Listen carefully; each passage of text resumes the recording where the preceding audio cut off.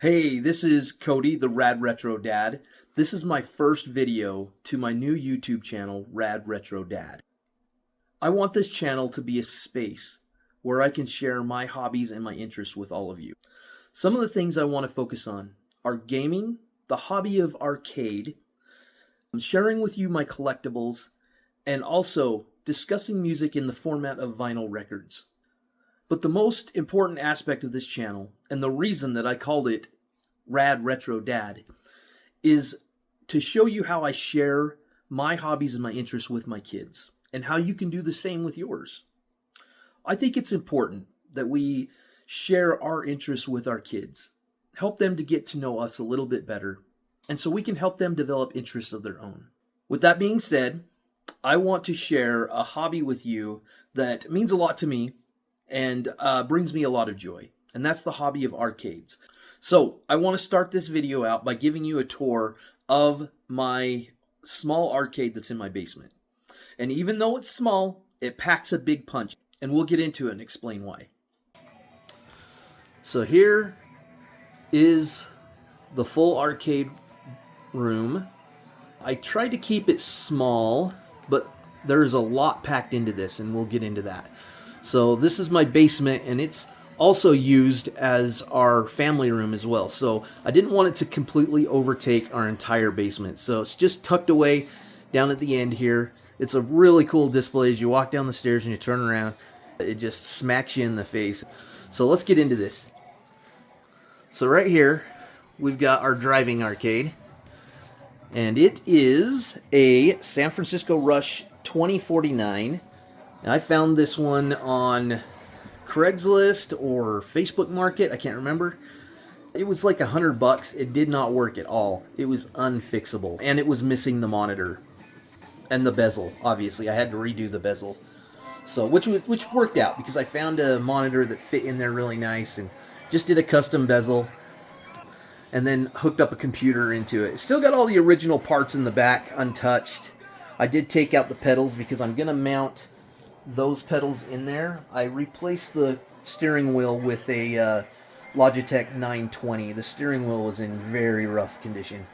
Whoever had this cabinet before me really beat it up.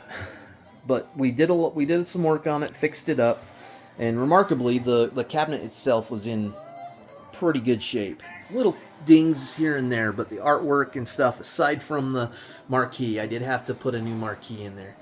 I did some custom art for it and whatnot.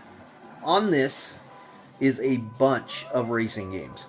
It's still a work in progress, but it's got a combination of like arcade and Steam racing games. One of our favorites that we have on there is Dirt 5. That's why we decided to do a Dirt 5 marquee, and it runs really good on this machine.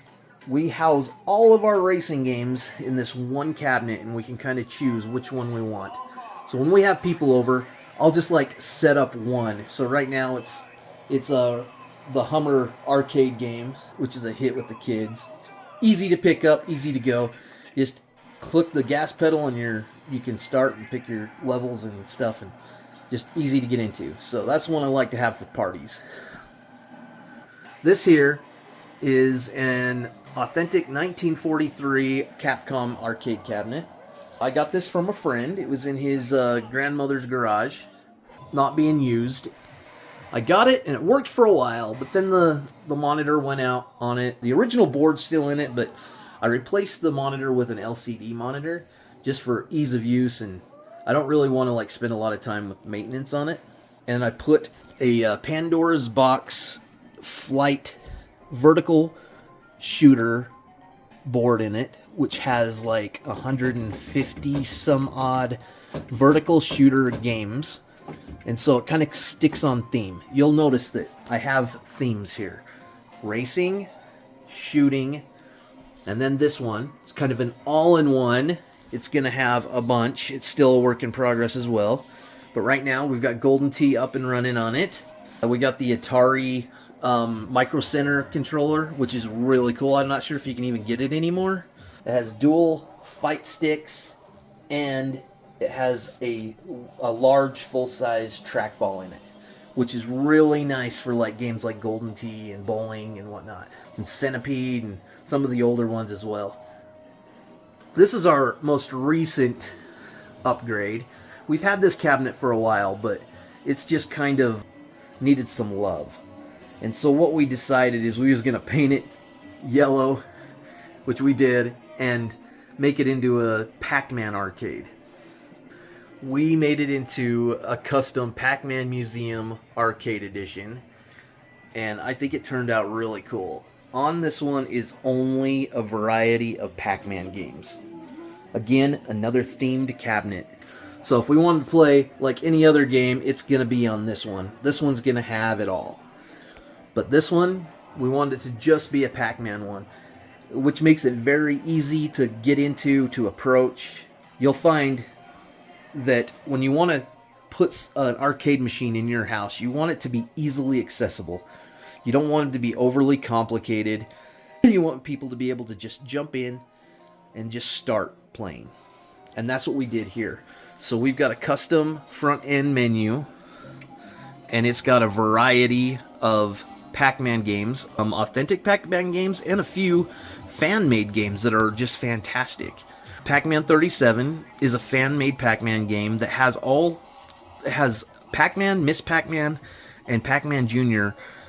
on it. They're all faithful to the originals, but then you can like manipulate them. You can like play Pac-Man with new modern graphics. You can play Pac-Man with the AI of the ghosts from Mrs. Pac-Man. You can have Pac-Man Jr. playing Pac-Man. It's really cool. And it has a mode that makes you invincible, which is fun for the like little kids. They can play Pac-Man without dying a million times. It's really fun. Then we got Pac-Man Battle Royale, and we've got all these 4 of these controllers that are mapped to it. We got two 4-player Pac-Man games on here. We've got this one, which is a Battle Royale game, and then we've got a co-op Pac-Man 256. We got these mainly from Steam, and then modded them to work on our machine. Again, we got Pac-Man Championship Edition DX Plus from Steam. This is a ROM of Pac-Man Plus. Again, Pac-Man Championship Edition 2 from Steam. And then we got Pac-Mania. And then we got a Pac-Mazing, which is a Pac-Mania fan-made game that adds new features to it. It's kind of cool. We got Super Pac, Pac-Man Jr., Mrs. Pac, all the originals, Pac and Pal.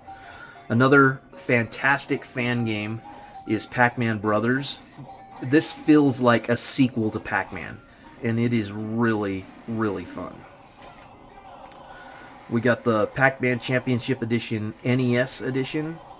So they made a version that works on the original NES and Nintendo, and this is the result, and it plays really good. Pac Attack, original Pac-Man. So this one, really cool cabinet, themed to Pac-Man. One of our most played in our house. My kids really enjoy this. One of my favorites is the digital pinball. And I wanted to do a full-size pinball machine, but I just didn't have the room. So what I did is I just downsized it. So you can see it still sets up to the standard pinball height, but it is extremely smaller, and it has a 1080p monitor in it and a smaller monitor in the back glass. I love pinball, and it just brings kind of that, I wouldn't say it's like 100% authentic, but it gives you an authentic pinball experience. We got some decorations, and you'll notice I am a collector, and I've just used all my action figures and different things as decorations in my game room. And right here is really cool. We got a skateboard, and it's signed by the creator of Tetris.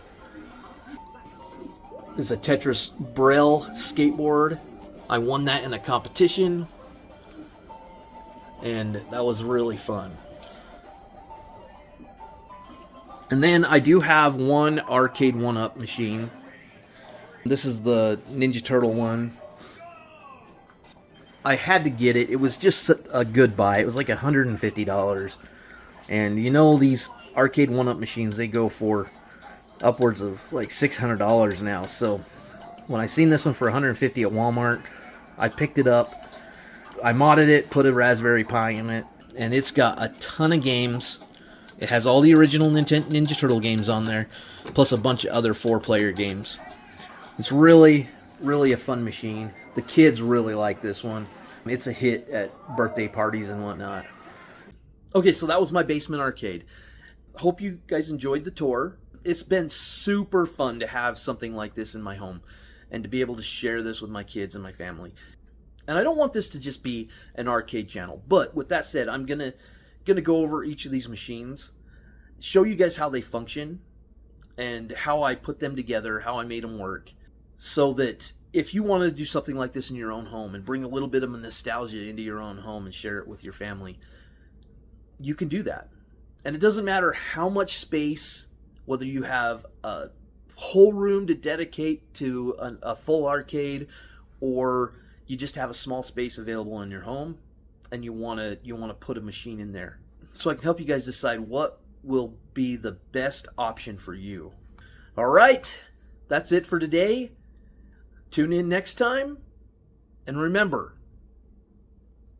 be rad and be retro. See you next time.